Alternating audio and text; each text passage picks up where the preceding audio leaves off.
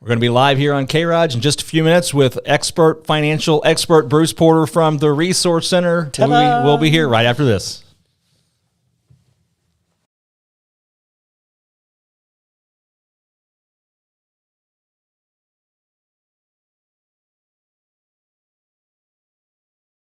Okay, we're back. I don't know why your video wasn't playing, but let's try it again. I was puckered up there like you I were. was kidding. Picture of you on there. I don't know, man. I don't know the. Yeah, we have to upgrade our technology or something. I don't know. Yeah, why. no doubt. That's really weird because that usually just plays your video when we hit that button. But we'll put our logos up there. But yeah, how's it going, Bruce? Hey, it's going good. I'm glad to hear it. So. Yeah, I've been dealing with insurance stuff all morning. Well, so I understand that the market is strong as hell. So, or the economy is strong as hell. I guess that's what I heard. According to Joe Biden. Yeah, that's what he said. Yeah, I think he's having a sugar rush from all the ice cream. I don't know what's going on, but yeah, it's not. So I don't know. I don't watch much of that stuff. He doesn't have anything to tell me. No, the markets are pretty weak. Economically, we're struggling.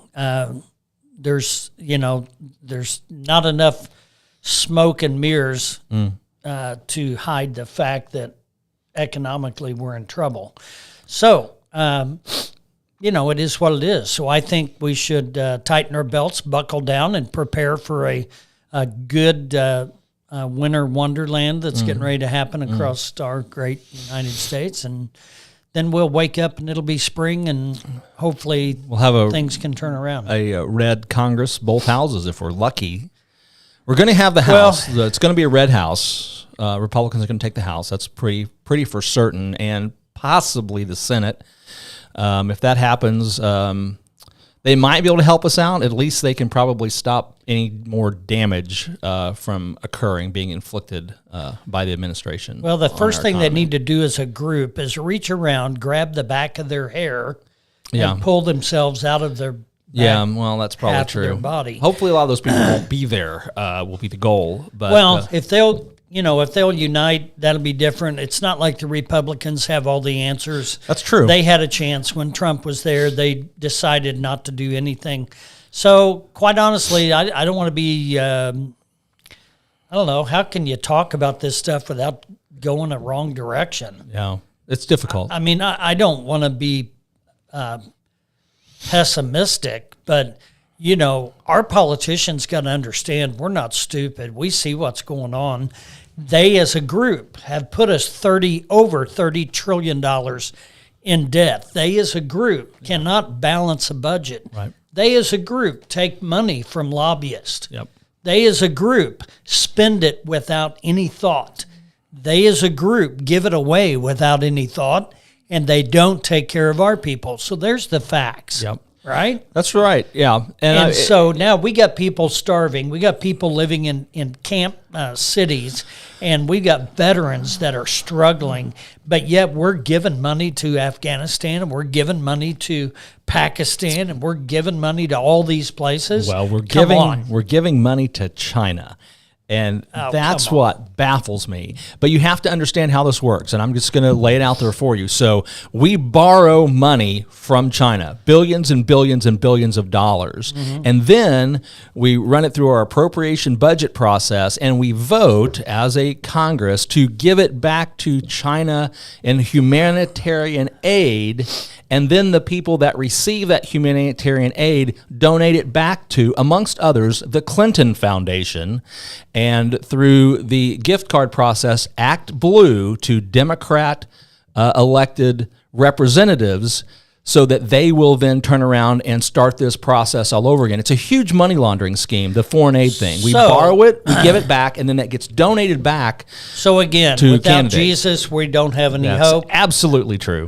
Because it is obvious to those of us that have a brain that, our government is so corrupt.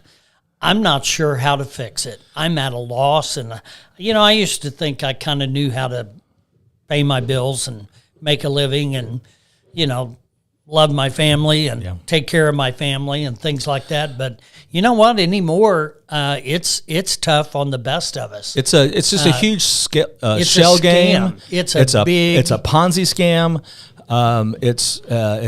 Have you, by the way, did you see Candace Owens' documentary, The Biggest Lie Ever Sold? Have you watched that yet? I've watched part of it. I did not get to watch it all. I'll tell you what really breaks my heart about that is the police officer that's serving prison time over that, because you look at the evidence that she brings forward, the coroner reports, the toxicity levels, the different camera angles, the complete video, and you go, wow, he really did not do anything, at least nothing worthy of probably ever being, certainly not prison. Right. You know, they're like, he had his knee on his neck. You know, you look at the other camera angles, he didn't. It was on the guy's shoulder just to hold him down. From one angle, it looked like it was on his neck. You know, the whole "I can't breathe." Well, he was saying "I can't breathe" while he was still in the car. So he wasn't saying that. No, he was saying it the whole time. Right. It's wow. What was hidden from us in that whole situation to support that narrative. Oh, sure, is shocking. They will do. Remember. If you'll lie, you'll cheat. If you'll cheat, you'll steal. If you'll steal, you'll murder. Yeah. Right? That's right. Yeah. Now,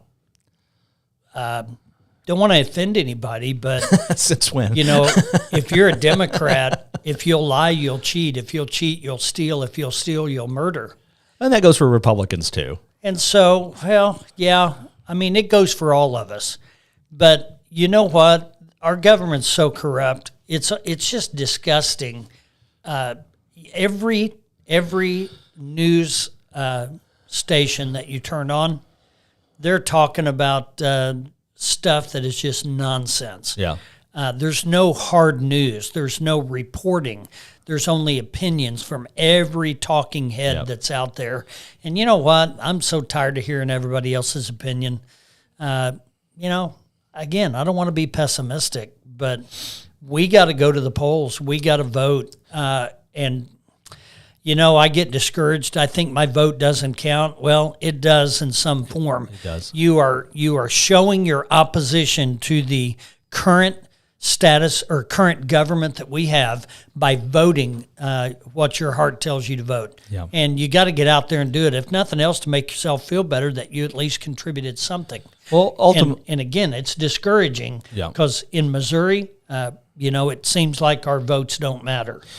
Well, but we got to hold the line. Missouri is a swing state. It can. We got to hold the line. So we do. We need to make sure that Missouri delivers Republican conservative. Let me put it better that way: conservative senators to Washington. That we keep a conservative House government in because we can do some cool things in Missouri. We could do some right things here locally. We could, in Missouri, abolish the income tax like other states have. We could abolish personal property tax like they have in South Dakota. We could abolish some taxes and say this is the right way to do this. But because ultimately the reason having a corrupt federal national government is such a problem is because it's so powerful. Oh, absolutely. Far more powerful than was ever intended to be. And we've got to somehow roll that back. And, you know, my campaign to do that is to repeal the 16th Amendment. Because that, I think that guts the power of the federal government in a very big way, and then repeal the 17th as well to fix the way we elect senators more appropriately the way it was intended. But when you remove the federal government's ability to reach directly into your pocket and take your money, actually before it ever even gets to your pocket, they're taking your money. That's far too much control that they have over your personal life, and that's what has to stop. So how is that even possible to get that brought up in a conversation?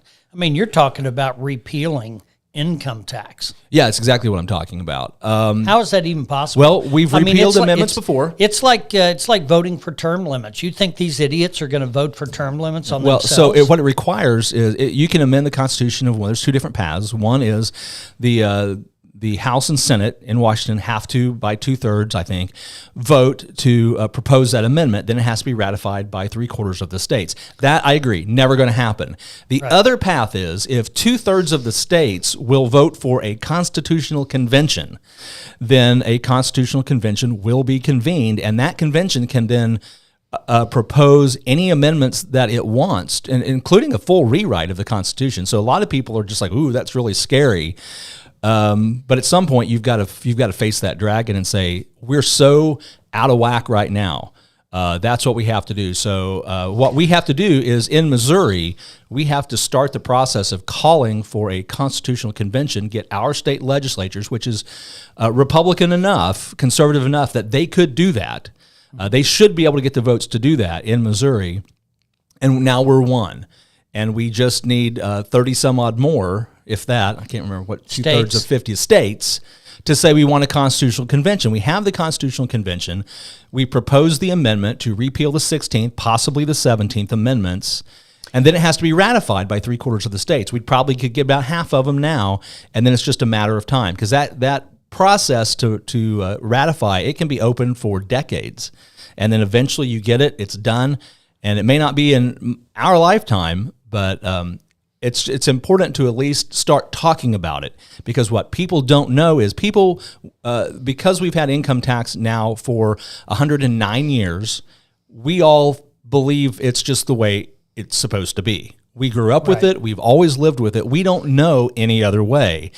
And so we have to educate people. Explain how that's going to work. If there's not income tax, where's the revenue come from to fund all their special projects? That's a great question. My first answer is I don't care, because if there is a cancerous tumor growing on my body, I will cut it out, and I don't care what damage it does. I have to remove the cancer and then let my body heal on its own. So I understand that's a bit of a cavalier answer.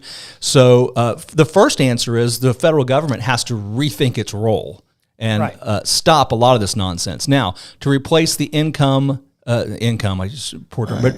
replace the tax revenue, there is a proposal that I think makes a lot of sense. It's called the fair tax. It's not a flat tax. It is a fair tax, and it is a national sales tax. Now, we all pay sales tax. Right. You pay it for your city, your county, your state. We all pay sales tax. That's the major way states like South Dakota, Texas, Tennessee, I think it's Tennessee, that don't have income taxes, that plus the property taxes is how they raise their revenue to fund their state. We can do that nationwide. The real benefit of a nationwide sales tax is you can completely disregard and disband the IRS. You don't need them anymore, because the mechanism for collecting sales tax is already present in every single state. So you use the state's existing sales tax collection mechanisms that's present in all 50 states to just say, hey, we need you to collect an extra 10, 15% for the national sales tax. The benefit to the consumer is, one, there is a national prebate. We figure out what the poverty level is or what the cost of living is for a family to pay for their groceries and things like that. And we say an average family of 4 is going to spend approximately $2,000 in national sales tax for their food.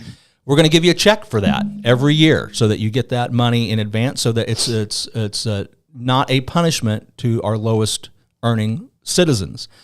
Additionally, that folks have the option to say, rather than spend that $10 and pay the sales tax on it today, I'm going to invest it or save it, turn it into $12, and then spend it. So now we've encouraged savings, we've encouraged investment, which is a boost to the economy. The other major benefit is we're now capturing tax revenue on a host of illegal transactions that currently are not taxed. So all of that tax evasion that goes on because of illegal activity, eventually that money recycles itself into the sales tax process and earns tax revenue. So that was a big, long diatribe, wasn't it? Well, I mean, I get it. I can even see that as that's a viable way to actually structure better than what we've got right now. Sure it is. And then you have to the way what we've got right now, it's out of control. Yeah. And then you have to then you also need to propose, we need to pass a balanced budget amendment that the federal government cannot spend money they don't have. So that the first thing they have to do is start paying off this debt, so that frees up revenue And then that turns around, you get that taken care of, you get the free handout stuff gone, and suddenly your American people are more prosperous, they've got more money in their pocket, they can spend it all, they don't need the assistance. Now you can cut off those programs, and you're healing your economy. Will it be painful? Absolutely. Will it take some time? You bet. Is it the right thing to do? It has to be the right thing to do. We cannot survive with the system we have now. Yeah, that's true. I mean, I feel for my kids and my grandkids. I mean, it's going to get tougher. Can you imagine what it's going to be like 60 years from now when they're our age? Yeah. And they've witnessed all the changes. And so I agree. I think we need to do something. I don't know where to start, but I guess in the history books, it started right here on K-ROG. Right here on the Dollars and Cents on Wednesday morning, October 19th, 2022. If you've got questions about any of this, we'd love to talk to you about your estate planning. We'd love to talk to you about your investments. We'd love to talk to you about your PNC insurance. That's right. We're so blessed. We're full of grace. We are here to serve. And so we got a big event this afternoon that's pretty much, I guess we call that sold out. Oh, yeah. So it's filled up. We've had a really good year this year. We're going to do, I believe, 3 more workshops between now and Thanksgiving. So if you want to get in to have some information to talk with your family around the holidays about, it's a great time to come in, sit down, spend an hour with us, and hour and a half. We're getting a lot of questions. But, you know, it's enjoyable time. It's comfortable. It's good information. And at least you can sit down and have a conversation. And we got some really good things coming up with K-ROG that people just need to stay tuned. Yeah, it's very exciting. Because we've got some really neat things coming up on, I just can't tell anybody right now. Yeah, we're just going to keep the old tongue next tied. week you may see we might start letting the cats out of the bags. Or plural. Sounds good. But it's going to be fun. So, hey, I'm gonna wait. Can't wait to see you next week. Sounds good. Tune in Friday for the Mom Show, and then this Saturday, be sure to come out to the Farm and Harvest Festival at the park. Oh, yeah, it's going to be fun. Yep. Bye-bye.